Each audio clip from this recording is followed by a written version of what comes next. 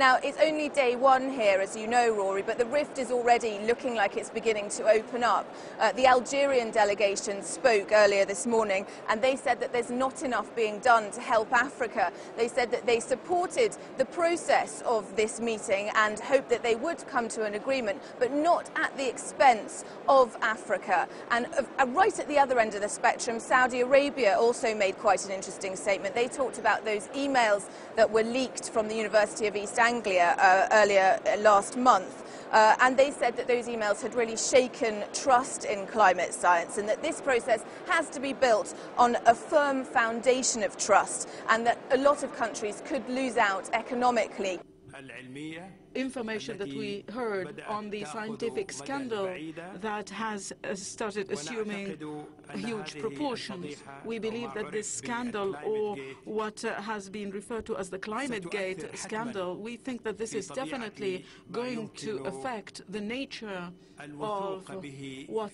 could be trusted in our deliberations, and that which could represent a definite orientation for us during the upcoming days. As we have come to know that the original data has been destroyed and some facts have been altered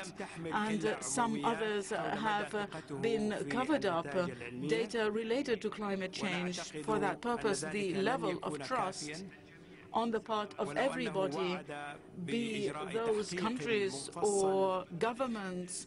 the level of confidence is certainly shaken, especially that we are now before the conclusion or before attempts or trials, efforts to conclude a convention that will touch everybody, the economy of the whole world. There will have to be sacrifices, economic sacrifices on the part of the whole world, and the volume and the size of those sacrifices must be predicated on a sound scientific basis and must be built on a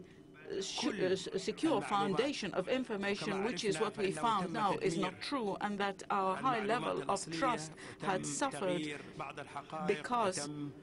it has been impaired, and I believe that it is necessary for all of that to be rectified and corrected, not by the IPCC and not by the government of the United Kingdom, but on the part of independent international organs, in order for us to retrieve or to retain our confidence and trust in the body of scientific material that is before us, or until such new